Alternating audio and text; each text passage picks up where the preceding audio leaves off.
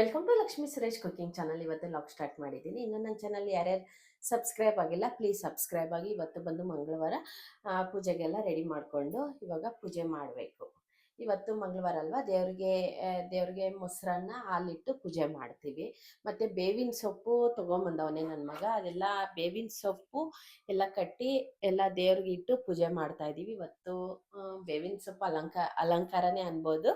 ಇವತ್ತು ಪೂಜೆ ಸ್ಟಾರ್ಟ್ ಮಾಡಿದ್ದೀವಿ. ಇನ್ನೇನು ಪೂಜೆ ಮಾಡಬೇಕು. ಇವತ್ತು ನನ್ನ ಮಗ ಹಳ್ಸಿನಣ್ಣು ತೊಗೊಂಬರಕ್ಕೆ ಅಂದ್ಬಿಟ್ಟು ಹೋಗಿದ್ದ. ಅಂದರೆ ಮುಂಚೆನೇ ಹೇಳಿರ್ತೀವಿ, ಅವ್ರು ಇವತ್ತು ಕೊಡ್ತೀವಿ ಅಂದಿದ್ರು. ಅದಕ್ಕೋಸ್ಕರ ನನ್ನ ಮಗ ಹೋಗಿದ್ದ. ಹಂಗೆ ಬೇವಿನ ಸೊಪ್ಪು ಕಿತ್ಕೊಂಬಂದವನೇ. ಯಾವಾಗ ಅಪರೂಪ ಇಡೋದು, ಸಿಕ್ಕಿದ್ರೆ ಅಂದರೆ ಎಲ್ಲನ ತೋಟದ ಹತ್ರ ಹೋದ್ರೆ ತೊಗೊಂಬಂದು ಹಾಕಿ ಪೂಜೆ ಮಾಡ್ತೀವಿ.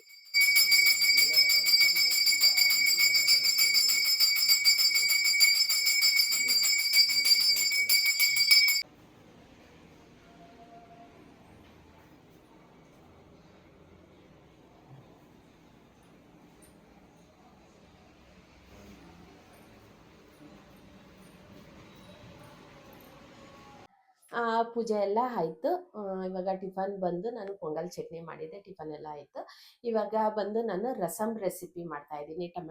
ಟೊಮೆಟೊ ರಸಮ್ ರೆಸಿಪಿ ನೋಡಿ ತುಂಬ ಚೆನ್ನಾಗಿರುತ್ತೆ. ಎಣ್ಗಾಯಿಗೆ ಚೆನ್ನಾಗಿರುತ್ತೆ, ಮತ್ತು ಚಿಕನ್ ಫ್ರೈ ಕಬಾಬ್ಗೆಲ್ಲ ಈ ರಸಮ್ ಚೆನ್ನಾಗಿರುತ್ತೆ, ತುಂಬ ಚೆನ್ನಾಗಿರುತ್ತೆ. ಬೇಗ ಮಾಡ್ಕೊಬೋದು. ವಿತಿನ್ 15 ಮಿನಿಟ್ಸ್ಗೆಲ್ಲ ರಸಮ್ ಮಾಡ್ಕೊಬೋದು. ತುಂಬ ಟೇಸ್ಟಾಗಿರುತ್ತೆ. ಜ್ವರ ಬಂದಿರೋವಾಗ, ನೆಗಡಿ, ಬಾಯೆಲ್ಲ ಕೆಟ್ಟೋಗಿರತ್ತಲ್ವ, ಆ ಟೈಮಲ್ಲಿ ಈ ರಸಮ್ ಮಾಡಿಕೊಂಡು ಬಿಸಿ ಬಿಸಿ ಅನ್ನ ತುಪ್ಪ ಹಾಕ್ಕೊಂಡು ತಿಂದರೆ ತುಂಬ ಚೆನ್ನಾಗಿರತ್ತೆ. ನೀವು ಒಂದ್ಸಲ ನಾನು ಮಾಡೋ ರೆಸಿಪಿ ಒಂದ್ಸಲ ನೀವು ಟ್ರೈ ಮಾಡಿ, ನನಗೆ ಚೆನ್ನಾಗಿದ್ರೆ ಕಮೆಂಟಲ್ಲಿ ತಿಳಿಸಿ. ಹೆಂಗೆ ಮಾಡೋದು ಅನ್ನೋದು ಬನ್ನಿ ನಾನು ತೋರಿಸ್ಕೊಡ್ತೀನಿ. ಇವತ್ತು ನಾನು ಟೊಮೆಟೊ ರಸ ಮಾಡ್ತಾ ಇದ್ದೀನಿ. ರುಚಿ ರುಚಿ ಬಿಸಿ ಅನ್ನಕ್ಕೆ ಹಾಕೊಂಡು ತಿಂತಾ ಇದ್ರೆ ಅಷ್ಟು ಚೆನ್ನಾಗಿರತ್ತೆ. ಇವಾಗ ಯಾವ ಥರ ಮಾಡೋದು ಅನ್ನೋದು ಬನ್ನಿ ನಾನು ತೋರಿಸ್ತೀನಿ. ನಾನು ನಾಟಿ ಟೊಮೆಟೊ ತೊಗೊಂಡಿದ್ದೀನಿ. ಒಂದು 5ರಿಂದ 6 ಟೊಮೆಟೊ. ನಿಮ್ಮ ಮನೆಗೆ ಎಷ್ಟು ಬೇಕೋ ಅಷ್ಟು ತೊಗೊಂಡ್ರೆ ಸಾಕು. ಮಿನಿಮಮ್ ಒಂದು 4 ತೊಗೊಂಡಿದ್ದೀನಿ.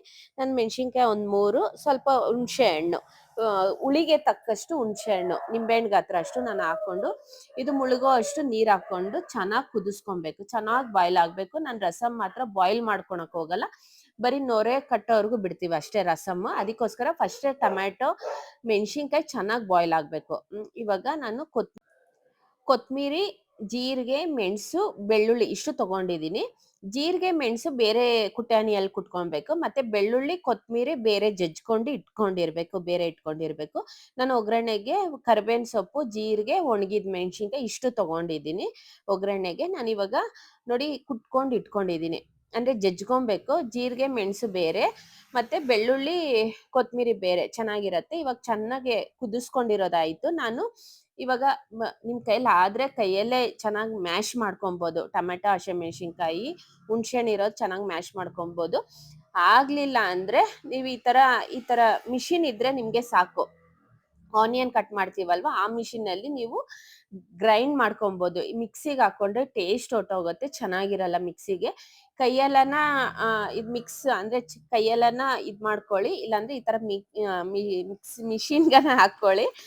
ನಮ್ಮ ಮನೇಲಿ ಇದು ತುಂಬ ಯೂಸ್ ಆಗುತ್ತೆ. ಬಟರ್ಫ್ಲೈದು ಆನಿಯನ್ ಕಟ್ಟರ್ ಮಿಷಿನ್ನು ಚೆನ್ನಾಗಿ ಯೂಸ್ ಆಗುತ್ತೆ.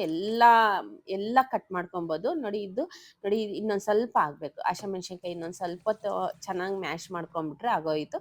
ನೋಡಿ ಈ ಥರ ಮಾಡಿಕೊಂಡ್ರೆ ಟೇಸ್ಟ್ ಸಿಕ್ಕತ್ತೆ ರಸಮ್ ಅಷ್ಟೇ. ಮಿಕ್ಸಿಗೆ ಹಾಕ್ಕೊಂಡ್ರೆ ಒಂಥರ ನೊರೆ ಥರ ಬಂದ್ಬಿಡತ್ತೆ. ಕೈಯಲ್ಲಿ ಆಗಲಿಲ್ಲ ಅಂದರೆ ಒಬ್ಬೊಬ್ರು ಕೈ ಉರಿ ಆಗುತ್ತೆ. ಅದಕ್ಕೋಸ್ಕರ ಚೆನ್ನಾಗಿ ಇಷ್ಟು ಮಾಡಿಕೊಂಡ್ರೆ ಸಾಕು. ಒಗ್ಗರಣೆಗೆ ನಾನು ಆಯಿಲು, ಸಾಸಿವೆ, 1 ಸ್ಪೂನ್ ಸಾಸಿವೆ ಹಾಕ್ಕೊಂಡಿದ್ದೀನಿ. ಜೀರಿಗೆ, ಒಣಗಿದ ಮೆಣಸಿನ್ಕಾಯಿ, ಕರಿಬೇವಿನ ಸೊಪ್ಪು ಇಷ್ಟು ಹಾಕ್ಕೊಳ್ಬೇಕು. ನಿಮಗೆ ಖಾರಕ್ಕೆ ಎಷ್ಟು ಬೇಕೋ ಅಷ್ಟು ಒಣಗಿದ ಮೆಣಸಿನ್ಕಾಯಿ ಹಾಕ್ಕೊಳ್ಳಿ. ನಾನು ಮೆಣಸಿನ್ಕಾಯಿ ಒಂದು ಸ್ವಲ್ಪ ಹಾಕ್ಕೊಂಡಿದ್ದೀನಿ. ಇವಾಗ ಇಷ್ಟು ಹಾಕ್ಕೊಂಡು ಒಗ್ಗರಣೆಗೆ ಹಾಕ್ಕೊಳ್ಳೋಣ. ಕಮ್ಮಿ ಉರಿ ಇಟ್ಕೊಂಡು ಹಾಕ್ಕೊಳ್ಳಿ. ಒಣಗಿದ ಮೆಣಸಿನ್ಕಾಯಿ ಸೀದೋದ್ರೆ ಆ ಟೇಸ್ಟ್ ಸಿಕ್ಕಲ್ಲ ನಮಗೆ. ಬೆಳ್ಳುಳ್ಳಿ ಮತ್ತು ಕೊತ್ತಂಬರಿ ಜಜ್ಜಿಟ್ಕೊಂಡಿದ್ದೀವಲ್ವ, ಅದರಲ್ಲಿ ನಾವು ಒಂದು 1/4 ಭಾಗ ಹಾಕ್ಕೊಳ್ಳೋಣ, ಟೇಸ್ಟ್ ಸಿಕ್ಕತ್ತೆ. ಒಗ್ಗರಣೆಗೆ ನಾವು ಬೆಳ್ಳುಳ್ಳಿ ಹಾಕ್ಕೊಂಡು ಅದೊಂದು ಸ್ವಲ್ಪ ಹೊತ್ತು ಒಂದು 5 ಸೆಕೆಂಡ್ಸು ಫ್ರೈ ಮಾಡಿಕೊಂಡ್ರೆ ಸಾಕು.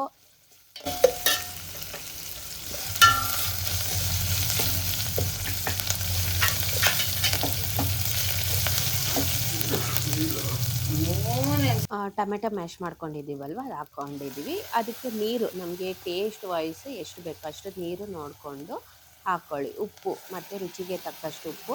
ನಾವು ಕಾಳು ಮೆಣಸು ಜೀರಿಗೆ ಕೊತ್ತಂಬರಿ ಬೆಳ್ಳುಳ್ಳಿ ಇಷ್ಟು ಜಜ್ಜಿಟ್ಕೊಂಡಿರೋದೆಲ್ಲ ಹಾಕ್ಕೊಂಡು ನೀರು ಎಷ್ಟು ಬೇಕೋ ಅಷ್ಟು ನೋಡಿಕೊಂಡು ಹಾಕ್ಕೊಳ್ಳಿ. ಕುದಿಸ್ಕೊಳಕ್ಕೆ ಮಾತ್ರ ಹೋಗಬೇಡಿ, ಆ ಟೇಸ್ಟೇ ಹೊರ್ಟೋಗುತ್ತೆ. ನಿಮ್ಗೆ ಹಳೆ ಸಾರು ಆದ್ರೂ ಅಷ್ಟೇ ಬರೀ ನೊರೆ ಕಟ್ಟಷ್ಟು ಮಾತ್ರ ಮಾಡ್ಕೊಳ್ಳಿ. ಯಾವುದೇ ಕಾರಣಕ್ಕೂ ರಸಮ್ ಕುದಿಸೋಕೆ ಹೋಗಬೇಡಿ, ಟೇಸ್ಟ್ ಸಿಕ್ಕಲ್ಲ. ರದ ಬರೀ ನೊರೆ ಕಟ್ಟಿದ್ರೆ ಸಾಕು, ತುಂಬ ಟೇಸ್ಟಾಗಿರುತ್ತೆ. ರುಚಿಗೆ ತಕ್ಕಷ್ಟು ಉಪ್ಪು. ಇದಕ್ಕೆ ಕಬಾಬು ರಸಮ್ ಚೆನ್ನಾಗಿರುತ್ತೆ, ಎಣ್ಗಾಯಿ ರಸಮ್ ಚೆನ್ನಾಗಿರುತ್ತೆ, ಪ್ರತಿಯೊಂದಕ್ಕೂ ಚೆನ್ನಾಗಿರುತ್ತೆ. ಯಾವುದೇ ಅಡುಗೆ ಮಾಡಿದ್ರು ಲಾಸ್ಟಲ್ಲಿ ರಸಮ್ ತಿನ್ನಿದ್ರೆ ಜೀರ್ಣ ಆಗುತ್ತೆ. ಟೇಸ್ಟ್ ವೈಸ್ ಹಂಗೆ 100ಗೆ 100 ಕೊಡ್ತೀನಿ ರಸಮ್ಗೆ. ನೀವು ಒಂದ್ಸಲ ಮಾಡಿಕೊಂಡು ಏನಾನ ನಿಮಗೆ ಮೈಗೆ ಹುಷಾರಿಲ್ದಿರೋ ಟೈಮಲ್ಲಿ ಈ ಬಿಸಿ ಬಿಸಿ ಅನ್ನಕ್ಕೆ ಹಾಕ್ಕೊಂಡು ರಸಮ್ ಹಾಕ್ಕೊಂಡು ತಿಂದರೆ ಚೆನ್ನಾಗಿರುತ್ತೆ. ಬಿಸಿ ಬಿಸಿ ಟೊಮೆಟೊ ರಸಮ್ ರೆಡಿ ಆಯಿತು. ಬಿಸಿ ಅನ್ನಕ್ಕೆ ತುಪ್ಪ ಹಾಕ್ಕೊಂಡು ತಿಂತಾ ಇದ್ರೆ 2 ಸಲ 3 ಸಲ ತಿನ್ಬೋದು. ರಸಮ್ ರೆಡಿ ಆಯಿತು.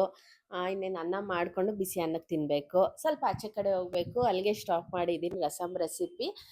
ಮಾಡಿದ್ದೀನಿ, ನನ್ನ ಮಗ ಆಮೇಲೆ ಊಟ ಮಾಡಬೇಕು. ಫುಲ್ ವಿಡಿಯೋ ನಾನು ಹಾಕೋಕ್ಕಾಗಲಿಲ್ಲ. ಅನ್ನ ಅಂದರೆ ರೈಸ್ ಮಾಡಿ ರಸಮ್ ಹಾಕ್ಕೊಂಡು ತಿನ್ನೋದು ಅದು ಮಾಡೋಕ್ಕಾಗಿಲ್ಲ. ಇವಾಗ ಸ್ವಲ್ಪ ನಾವು ಆಚೆ ಕಡೆ ಹೋಗಬೇಕು, ಅದಕ್ಕೋಸ್ಕರ ಸ್ವಲ್ಪ ಕೆಲಸ ಇತ್ತು, ಅದಕ್ಕೋಸ್ಕರ ಹೋಗಬೇಕು. ನನ್ನ ಮಗ ಮಧ್ಯಾಹ್ನಕ್ಕೆ ಅವನೇ ಬಿಸಿ ಅನ್ನ ಮಾಡಿಕೊಂಡು ಇವಾಗ ರಸಮ್ ಹಾಕ್ಕೊಂಡು ತಿಂತಾನೆ. ಇವತ್ತು ಇಷ್ಟಿಗೆ ಲಾಗ್ ಎಂಡ್ ಮಾಡ್ತಾ ಇದ್ದೀನಿ. ಇವತ್ತಿನ ವಿಡಿಯೋ ಇಷ್ಟ ಆಗಿದ್ರೆ ಲೈಕ್ ಶೇರ್ ಕಮೆಂಟ್ ಮಾಡಿ. ಥ್ಯಾಂಕ್ ಯು ಫಾರ್ ವಾಚಿಂಗ್ ಮಾಡಿ. ಇನ್ನೂ ನನ್ನ ಚಾನಲ್ ಯಾರ್ಯಾರು ಸಬ್ಸ್ಕ್ರೈಬ್ ಆಗಿಲ್ಲ ಪ್ಲೀಸ್ ಸಬ್ಸ್ಕ್ರೈಬ್ ಆಗಿ.